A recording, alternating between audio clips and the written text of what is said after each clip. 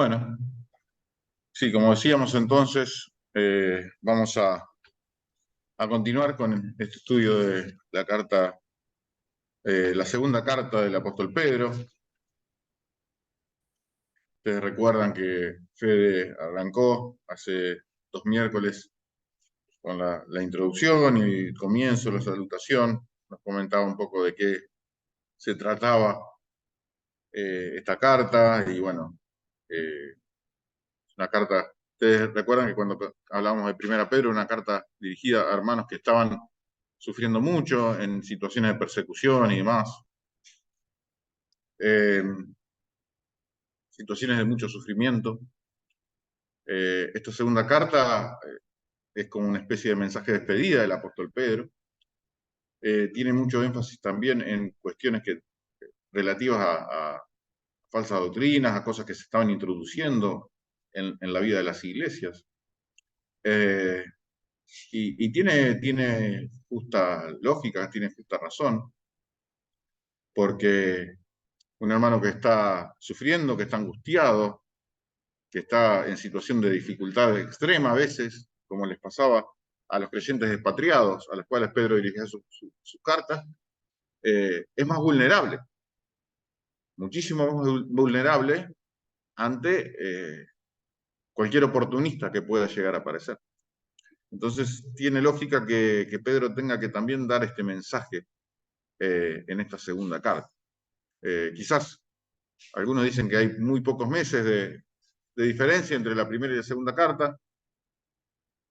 Eh, y tiene mucha razón de ser el hecho de que tenga que advertirles de cosas que se estaban metiendo en la vida de las iglesias, ¿no?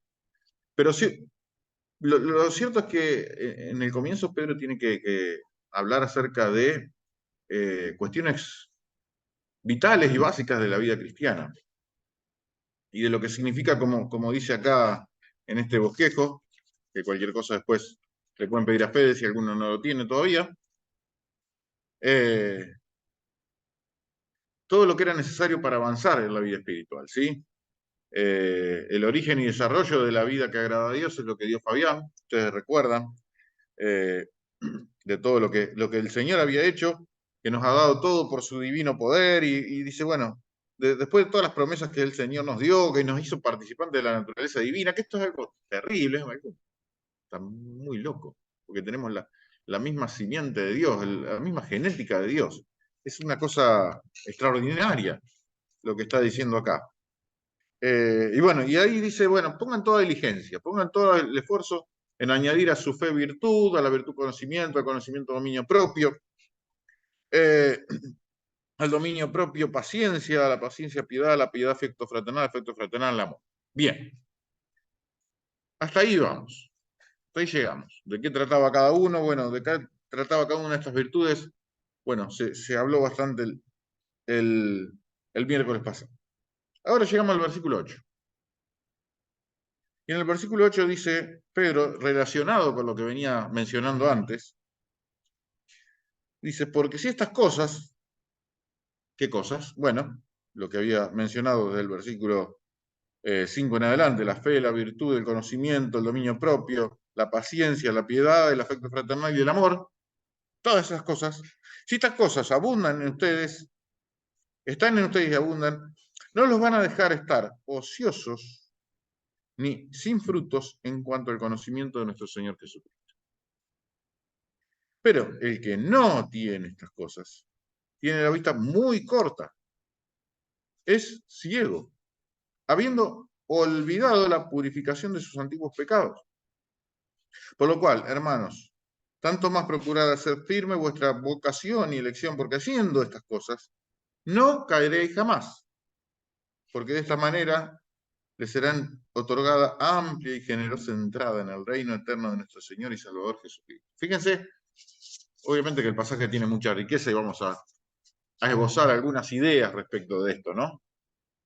En estos minutos que nos quedan. No vamos a entrar en, eh, en un examen exhaustivo del texto.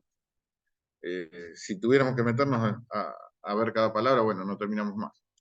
Y bueno, seguramente algunos estarán ocupados como para entrar en tanto detalle. Pero sí vamos a ver lo siguiente, miren.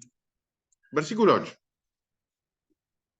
Dice, si estas cosas están en ustedes y abundan, no van a tener el peligro o el problema de estar ociosos, de estar sin ningún tipo de producto que puedan entregar en su vida.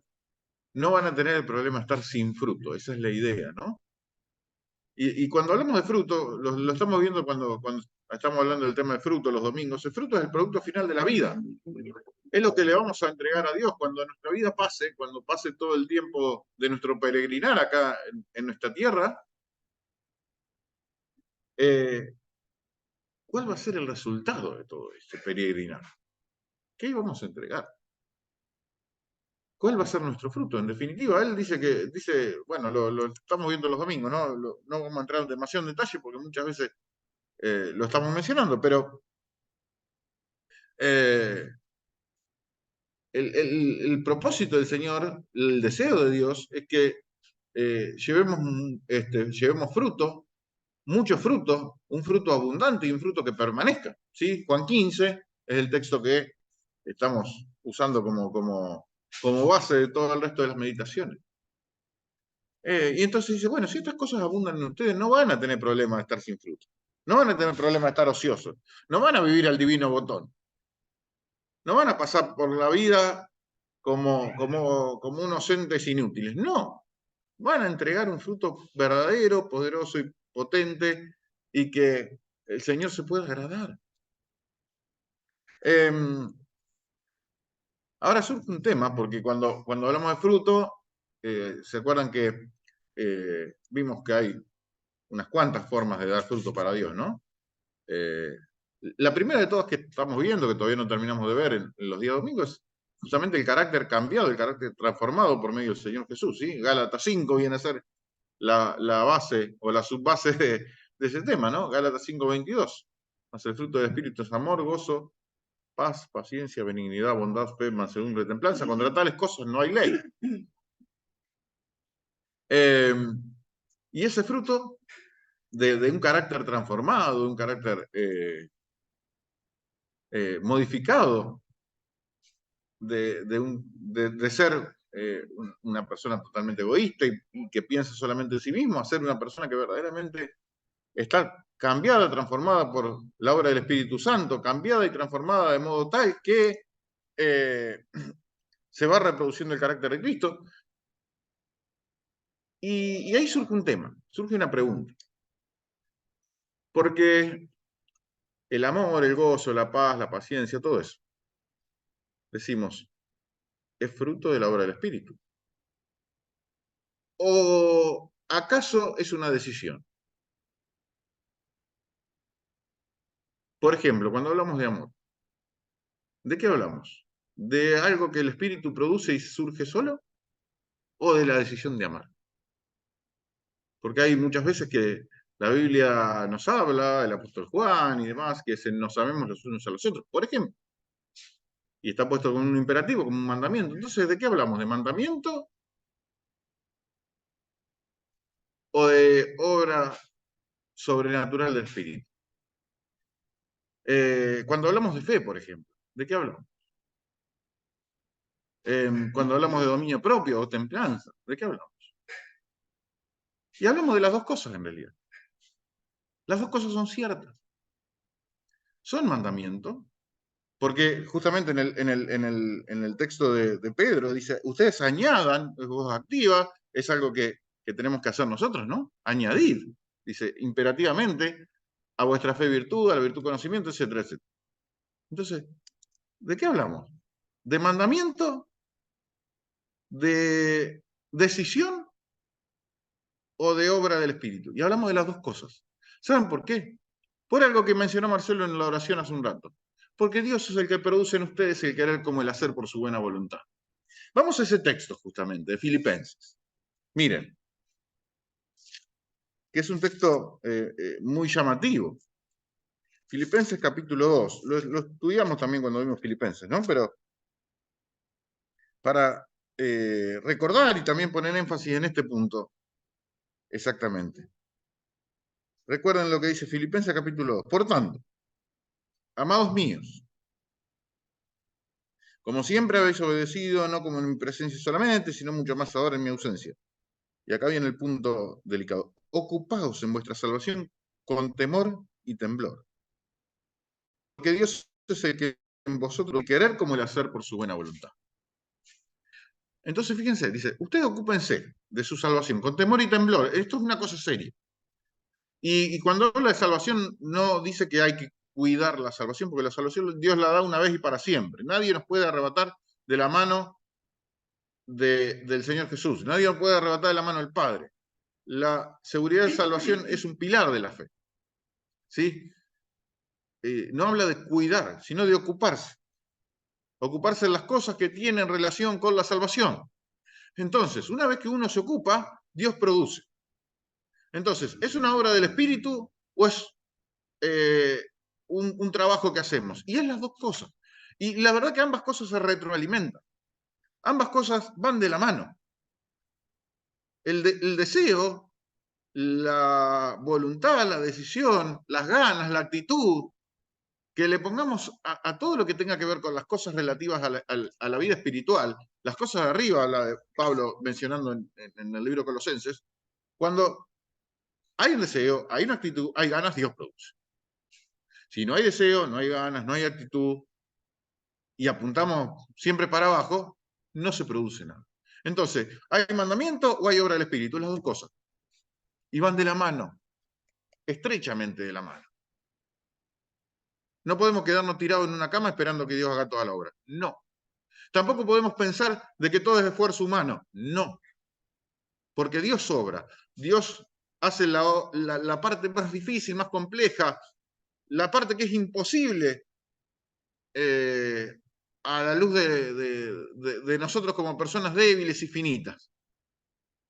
Pero también obra en respuesta a un deseo, a una actitud, a una ocupación, como diría Pablo hablando a los filipenses, ¿no? A un ocuparse en las cosas relativas a la salvación, a un ocuparse en todo lo que tenga que ver con la vida espiritual. Entonces, cuando nos ocupamos, Dios produce, Dios obra.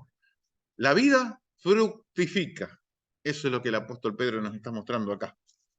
Y de eso se trata justamente una de las formas centrales y cruciales de dar fruto y a partir de la cual se van generando un montón de otras posibilidades que tenemos de dar fruto para Dios. ¿Sí? Bien. Sigue. En contraposición a eso, versículo 9. Pero el que no tiene estas cosas, tiene la vista muy corta, es ciego, habiendo olvidado la purificación de sus antiguos pecados. Esto es serio, es complejo. Dice, el que no le pone ganas, está muy complicado. Ha olvidado la purificación de sus antiguos pecados, casi que dejó de lado y casi que tiene en el olvido la obra que Dios ha hecho. ¿Ustedes recuerdan que David cuando peca con Betsabé y quizá el pecado con Betsabé,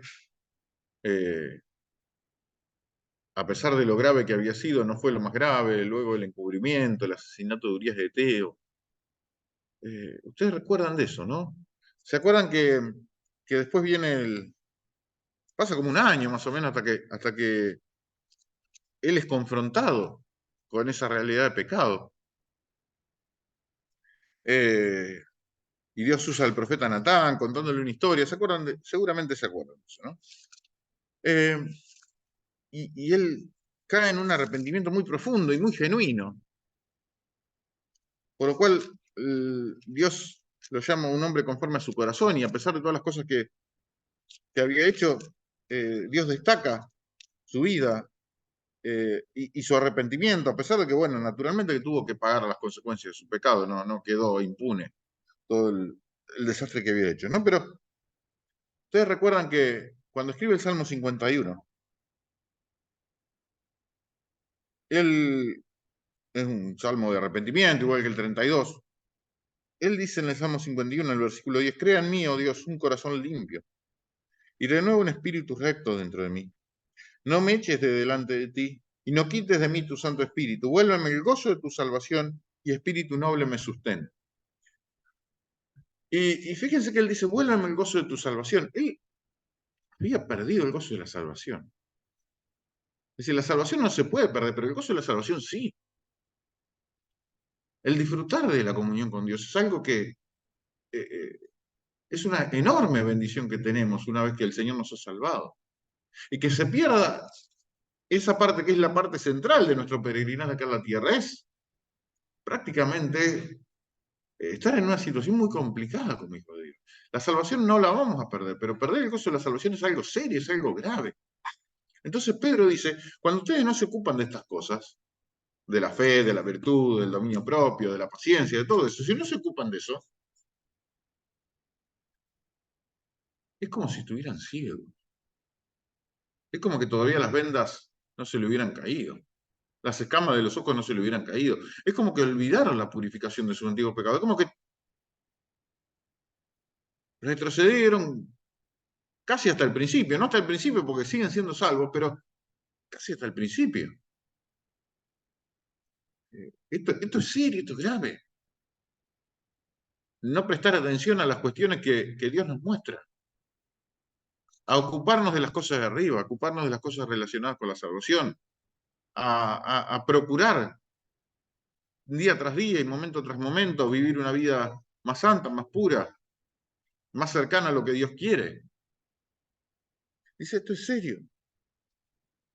Como alguna vez alguien ha dicho, ¿no? Cuando una persona cae en pecado, tenemos esa frase que decimos, fulano cayó en pecado, es una frase que no refleja la realidad, porque no se cae como si alguien, bueno, ahí fuera caminando y nada, había un pozo que no estaba señalizado y ¡pum! Se cayó. ¿Qué pasó? Se cayó en pecado. No, no se cae en pecado, se entra.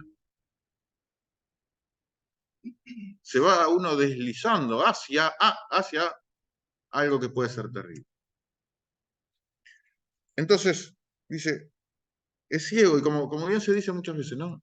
A veces la persona que, como se dice, como mal se dice, cayó en pecado, no es que cayó, es que entró, y no es que dejó de amar a Dios, o dejó de ser devoto, o dejó eh,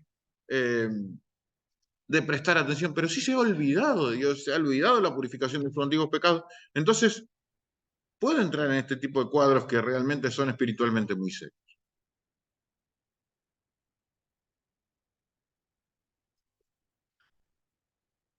Por lo cual, dice el versículo 10, hermanos, tanto más procurad hacer firme vuestra vocación y elección, porque haciendo esas cosas, y nuevamente, primero hablaba de la ventaja de añadir y de prestar atención a nuestras disciplinas espirituales que puedan hacernos cada día mejor.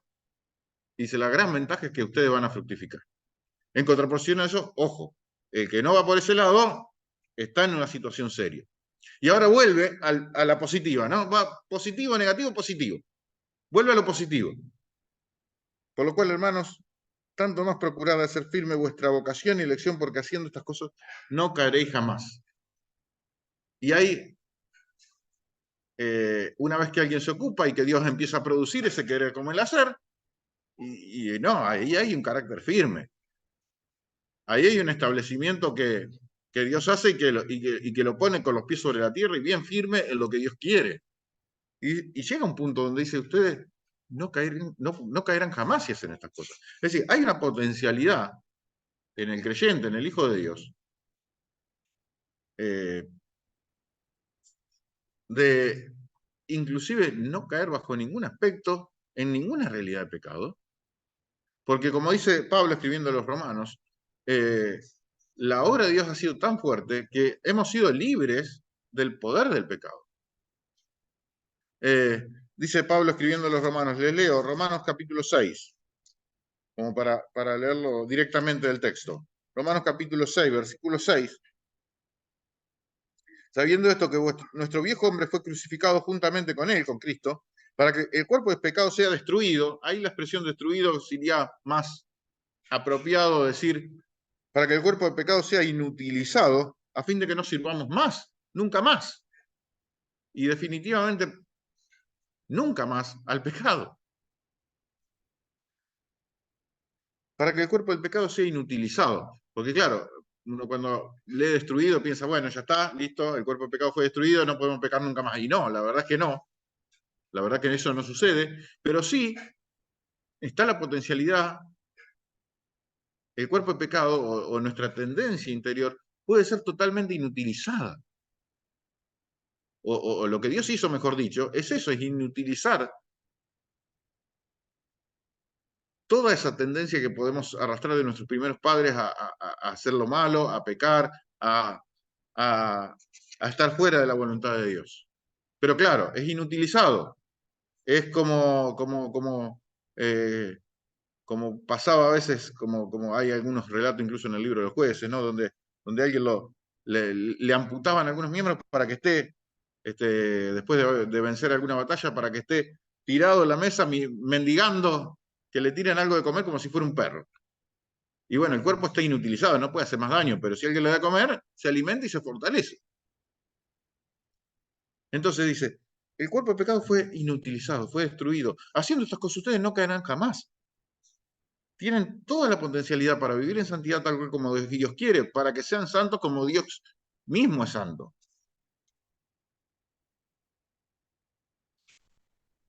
Y la obra de Dios ha sido completa y ciertamente nosotros tenemos esa tendencia, nos gusta a veces darle de comer a ese cuerpo de pecado que está inutilizado, pero no queremos a veces que sea tan inútil como verdaderamente Dios quiere que sea.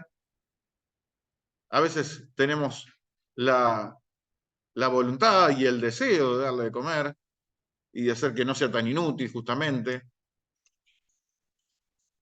Pero lo que Dios hace es darnos todas las herramientas como para que ya el cuerpo de pecado no nos pueda hacer ningún tipo de daño. Entonces dice, ustedes haciendo esta cosa no caerán jamás. No caerán jamás. Y qué llamativo que es esto, ¿no? Eh,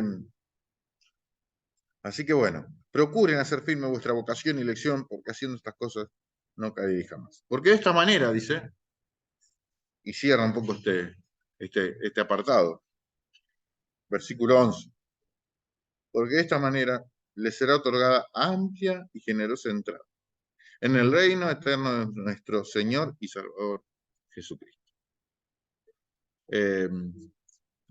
La entrada al reino del Señor Jesucristo ya la tenemos asegurada, ¿sí? Pero no es lo mismo la entrada simple que la amplia y generosa entrada. El libro en la primera carta del apóstol Pablo a los Corintios, hay referencias de situaciones, de cuestiones puntuales y seguramente que será experiencia de personas que dice que serán salvos como por fuego. O sea, la salvación o la perdición no está en discusión, son hermanos en Cristo, salvados, redimidos por la sangre de Jesús, pero que no han fructificado de acuerdo a lo que Dios desea. Dice, por ejemplo, 1 Corintios capítulo 3, el versículo 11 podemos leer, porque nadie puede poner otro fundamento que el que está puesto, el cual es Jesucristo. Y si sobre este fundamento alguno edificare oro, plata, piedras preciosas, son cosas que no perecen, o madera, hojarasca, cosas que sí perecen, la obra de cada uno se hará manifiesta porque el día la declarará, pues por el fuego será revelada. Claro, el fuego quema la madera, el heno, la hojarasca, el oro, la plata y las piedras preciosas permanecen a pesar del fuego. Y la obra de cada uno, cual sea, el fuego la probará. Si permaneciera la obra de alguno que sobreedificó, recibirá recompensa. Si la obra de alguno se quemare, y aún se quemare por completo, él sufrirá pérdida, si bien él mismo será salvo, así como por fuego. Eso es exactamente lo contrario de lo que Pedro menciona acá, la amplia y generosa entrada. Uno que es salvo como por fuego. Hay un caso tremendo de una cuestión que que Pablo tiene que reprender durísimamente a los corintios, porque claro, valía la pena reprenderla duramente. 1 Corintios capítulo 5, un par de capítulos más adelante. Un caso que tenían ahí, que los corintios se jactaban porque eran muy tolerantes, tanto que se habla a veces de tolerancia y de nueva tolerancia, eran muy tolerantes con una situación que no se podía tolerar, que era de un creyente que se acostaba con la mujer de su padre. Seguramente no sería la madre, pero igualmente de grave. Y eso es lo que narra el relato que hace el apóstol Pablo, el caso que menciona ahí en capítulo 5 de la primera carta a los Corintios.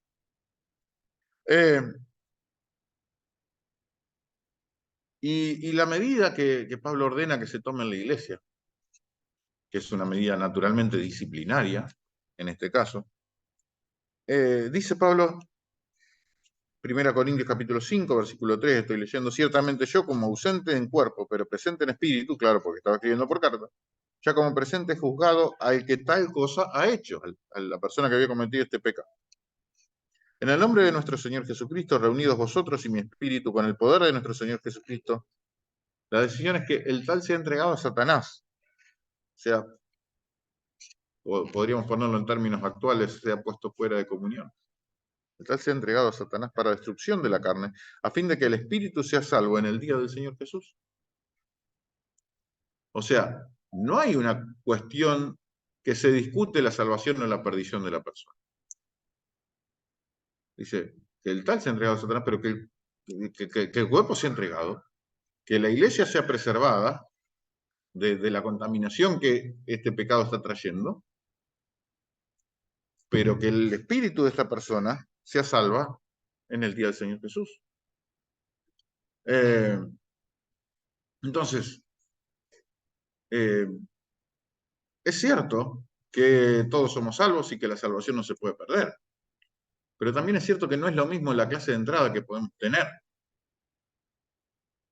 y la clase de recompensa que tendremos al llegar a la presencia del Señor. No es lo mismo.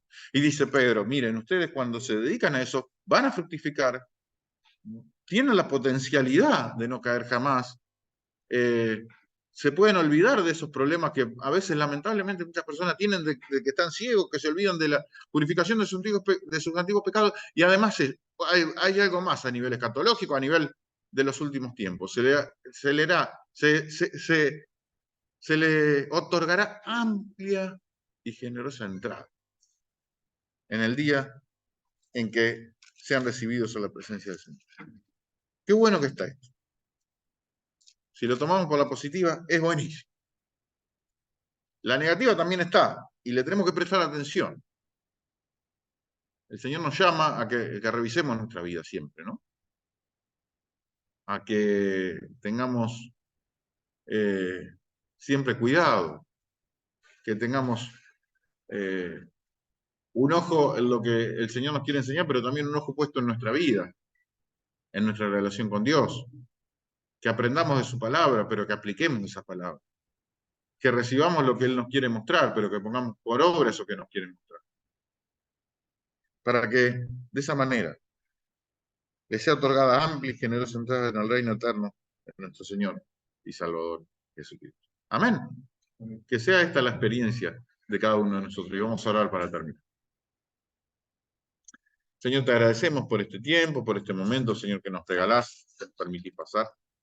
Gracias por tu palabra y gracias porque hemos podido esbozar al menos una idea de lo que vos nos has querido transmitir allí en ese pasaje tan rico. Te pedimos que nos guíes, que nos dirijas, que nos muestres el camino a seguir, que siempre haya en nosotros ese deseo, esa actitud, esas ganas de honrarte, de buscar tu rostro, de buscar la comunión. Y Señor, todas las bendiciones que tenemos previstas y los resultados, Señor, de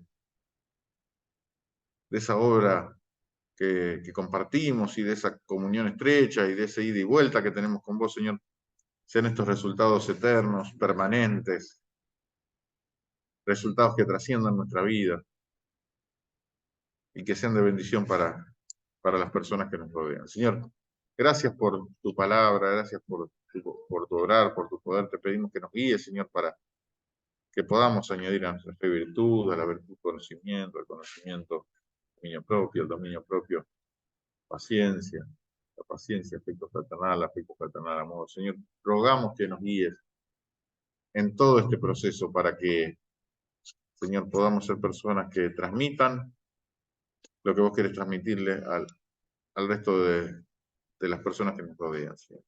Que podamos ser personas que verdaderamente transmitan a Jesucristo presente en nosotros, Señor, por medio de la obra de tu vida. Señor, lo ponemos todo en tus manos, Señor, te agradecemos por este tiempo, ponemos en tus manos los motivos que se han mencionado. Señor, te agradecemos por todo, te amamos, te necesitamos, nos ponemos en tus manos en el nombre de Jesús. Amén. Bien. Muy bien, Dios mediante, nos encontramos el próximo domingo, es a las 19 horas la reunión, 19:30, perdón, nuevamente tenemos reunión por la tarde.